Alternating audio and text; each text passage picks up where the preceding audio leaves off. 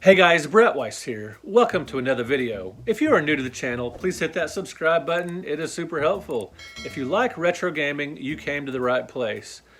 So, talking about another reviewer today, the video game Critic.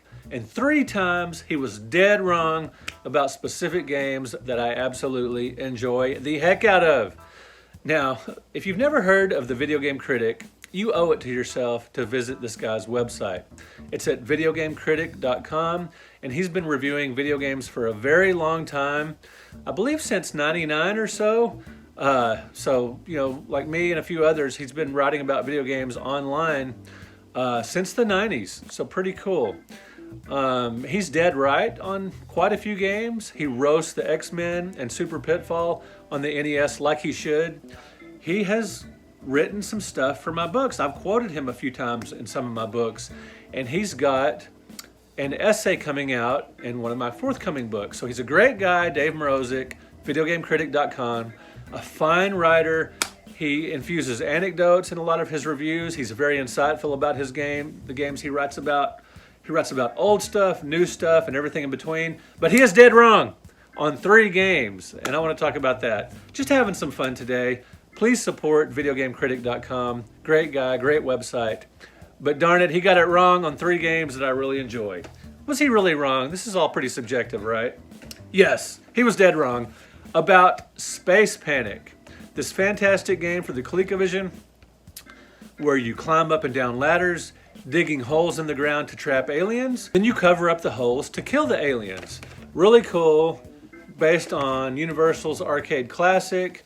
Really early climbing game, and you guys know how much I love climbing games like Donkey Kong and Mr. Doo's Castle and Beauty and the Beast for the television and on and on. I love climbing games, and I think Space Panic is right in there with, maybe the top upper echelon of some of the better ones. Really great game.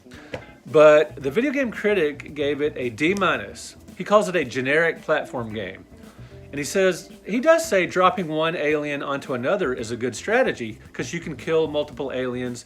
You're climbing up ladders, going across platforms, and you can kill several aliens by lining up the holes and dropping them down. It's a pretty involved game for an older title. And he goes on, I'm quoting him here. He says, and the tougher creatures need to fall through several floors to be killed. Yes, it is strategy intensive. But then he says, doesn't make a lot of sense. Can't dig when in close proximity to a ladder. Now, I understand the part about when you're close to a ladder, you can't dig.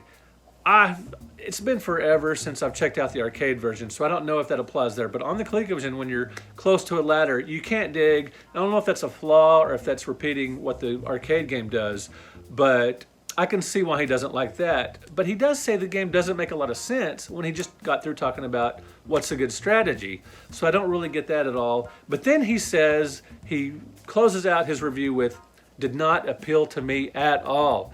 I played Space Panic for hours and hours and hours back in the day, and I still drag it out from time to time and really enjoy it. I think if the Video Game Critic spent a little more time with it to maybe figure out the strategies even further and got a little better at the game, he would enjoy it, maybe would appeal to him. Now we both me and the Video Game Critic compare the game to Dig Dug to some degree, but I also compare it to Mr. Doo's Castle, a game I love. And I don't think Dave's too much of a fan of Mr. Doo's Castle. I've read like his 5200 version review of it. I wish he would review the ColecoVision version of Mr. Doo's Castle. I'd be curious about that. He calls the graphics flat, and I can see that, but they look like Universal's arcade game. The graphics mimic the arcade inspiration very well. So the arcade graphics are a little flat, but they transfer well to ColecoVision. It's a good port. The arcade game does move faster than the home port. I'll grant that. But I'm just a sucker for climbing games, and I really like Space Panic a lot. And if Video Game Critic, if you ever watch this video, you are wrong about Space Panic. Wrong about it. I love it. Sorry you don't. All right, so I give Space Panic a good solid B or B+, whereas the Video Game Critic gave it a D-. Ouch. All right, next up is a game that is very misunderstood among a lot of reviewers, but it divides people. A lot of people love this game, such as myself. The gaming historian, Norm, he gave this a sparkling review in one of his older videos. It is the excellent Donkey Kong 3. Now, a lot of people don't like this because it's not a climbing game like Donkey Kong. And I do love Donkey Kong and Donkey Kong Jr., but I love Donkey Kong 3 as well. And I think people should just get over it and love it. Forget about the first two games and just enjoy Donkey Kong 3.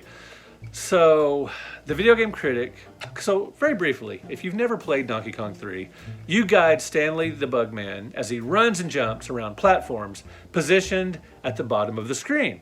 So the platforms, there's a few down below, and you're running and jumping and you're shooting bugs, you're firing upward at bees, butterflies, these little snaky, wormy things, and at Donkey Kong himself. Donkey Kong is coming down these vines and you shoot him in the butt, which I admit is a little weird, to try to get him all the way to the top, or at least from coming down and pouncing on you.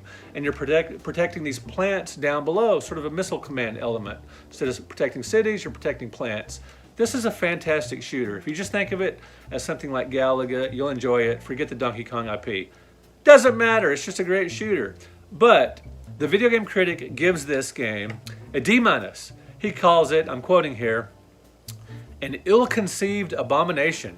Doesn't feel like a Donkey Kong game at all. Now, I can agree with that. It doesn't feel like Donkey Kong, but I'm okay with that.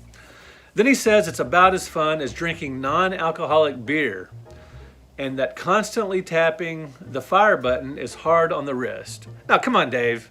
You've played a million games, and there are some games that are tiring on the hands. Some Atari 7800 games I've played where you're tapping the side button is tiring, but the NES, come on. Come on, Dave, get with it. Just having a lot of fun here. Dave's a great guy, but I strongly disagree with him about Donkey Kong 3. Now, for me, it is kind of weird that it's not a climbing game and that you shoot Donkey Kong in the butt, but it's an intense shooter that is very well balanced. There's a nice mix of control pad manipulation and tons of shooting. I spent hours and hours and hours on this game on the NES and in the arcades. Love it. It's a great port. It's a great arcade game. It borrows from Galaga and Centipede, two of the greatest games of all time, and a little bit from Joust with the platforms, but there's really nothing else quite like Donkey Kong 3. Just a phenomenal game. And if you've never played it, or if you just kind of put it aside because it's not like classic, it's not like a climbing Donkey Kong game, play it again and just think of it as a shooter. And forget about the Donkey Kong IP and just have a blast. Dave, I want you to reassess this game. Play it again, it's awesome. All right, guys, now third, or last but not least, is one of my favorite games of all time, and definitely one of my favorite modern games. If you can consider the PlayStation 2 modern, it definitely is compared to stuff like the Atari 2600. If you play God of War on the PS2, and then you go back and play Adventure or Pitfall on the Atari 2600, you're gonna think, yeah, the PlayStation 2 is modern. That's what I'm talking about. Maximo Goes to Glory. Now, I've talked about this game on my channel before. I absolutely love it. It is a hardcore hack and slash game, third-person 3D hack and slash action, which is one of my favorite genres in the world, definitely my favorite modern genre. Maximo battles creatures using his upgradable sword and shield, and there's a lot of platforming for a game of this type. And it's a spin-off of the beloved Ghosts and Goblins series, and it is difficult like the tradition of those games. But I've actually beat Maximo Goes to Glory 3 times, and I've beat the sequel, Maximo and the Army of Zen, as well, but just once. But I love me some Maximo, and the Video Game Critic, I would give this game an A. Now, maybe A+, just based if I were being less objective, but I'll give it an A, because I know it's not perfect. Now, the Video Game Critic gives this amazing game a C-, and I just don't see that. Now, he does admit, I'm quoting here, the gothic atmosphere is amazing, and he says, lavishly orchestrated ghouls and ghosts theme playing in the background. He says controls feel crisp as Maximo double jumps between rising chunks of land and slices skeletons in half with his sword. He can even hurl his shield like a disc. I agree with Video Game Critic here. That is awesome that he can hurl his sword like a disc. And he puts an exclamation point there. That is awesome. But then he says there's way too much junk to collect. I don't even know what half of this is. Again, Dave, I think you should spend a little more time with this game and Donkey Kong 3 and Space Panic to know them better, know the ins and outs, and just really love these games. You must. Just kidding. but I am having some fun here today, guys. Anyway, he says there's way too much junk to collect. I don't even know what half of this is. Learn it, Dave. Come on. Then he says, when you find your sword clanking off everything, you have a tendency to avoid encounters altogether. And he also cites the bad camera. And Dave goes on and says, the game feels downright claustrophobic.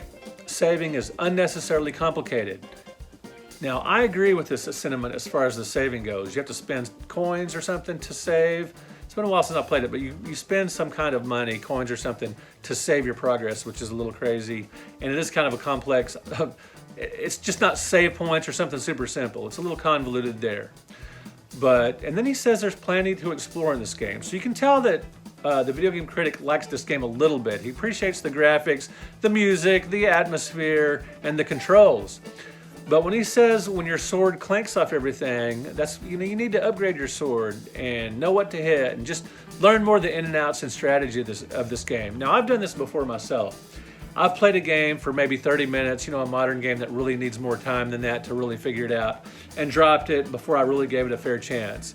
But I don't know how long Dave played Maximo, but I think you should go back and check it out again. It is old school difficult. I'll give him that if the difficulty level's a problem.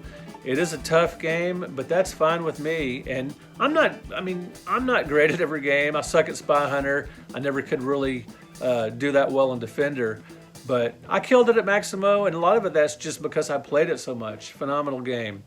And I love this genre, like I said before. And I found Maximo Goes to Glory to be one of the best, most exciting examples. It's hard hitting. I can practically feel the sword in my hands when I'm going around. Dave, the video game critic, talked about the sword clanking. Yes, it is in certain forms ineffective against certain items, but that's incentive to upgrade and know what you're supposed to hit. Great game, and I don't even mind the clanking. It just has a great feel to it. There is difficult platforming in the game, but I'm used to that, being an old school platforming guy. And I love the horror genre. I love the many creatures you encounter in Maximo. It's a quickly paced game that's difficult without being super confusing like some games of the era. Now, more modern games, a lot of those will hold your hand as you go. But Maximo, not so much, but it's still not confusing. It's a nice balance. It's old school difficult, but I never really got to the point where I was super confused or really got that lost. It's a great game. Absolutely love it. Maximo. So again, video game critic, you are wrong about Space Panic for the ColecoVision, Donkey Kong 3 for the NES, and Maximo Goes to Glory. But you have absolutely been so very right with so many of your reviews, and I can really appreciate where you're coming from with most of your reviews. Awesome writer. Again, that's videogamecritic.com. Now, what I want to know from you guys, have you visited videogamecritic.com? Have you checked out the website before? Have you been reading his stuff for a long time? And just what do you think of it? I just think he writes in a breezy style. He talks about playing the games with his friends, which I can really appreciate because I like anecdotes and things mixed in with reviews, as you know, from my Omnibus books. And he just writes in a friendly style, just it goes down really good. So check out videogamecritic.com. Bite-sized reviews. He never gets bogged down too much with any one game. And like I said, he gets it right most of the time, just not always. All right, guys, be sure and check out videogamecritic.com. Be sure and click the like button on this video if you enjoyed what you saw. And just thanks for being awesome, and thanks for subscribing to the channel. We will talk to you guys in another video. I played Space of Panic. I played Space of Panic. I played Space of Panic. Why am I saying a panic? Sorry, James. If you're a fan of my work, you might want to consider supporting me on Patreon. For just a low fee each month, you get a lot of extra content. Another way to support the channel and my writing career is to buy books direct from me, including the 100 Greatest Console Video Games, the Classic Home Video Game Series. It's like an encyclopedia set. And this massive bad boy, the NES Omnibus Volume 1 A through L. I will put links in the description of this video where you can buy books direct from me and where you can support me on Patreon. Thank you guys so much. I really appreciate it.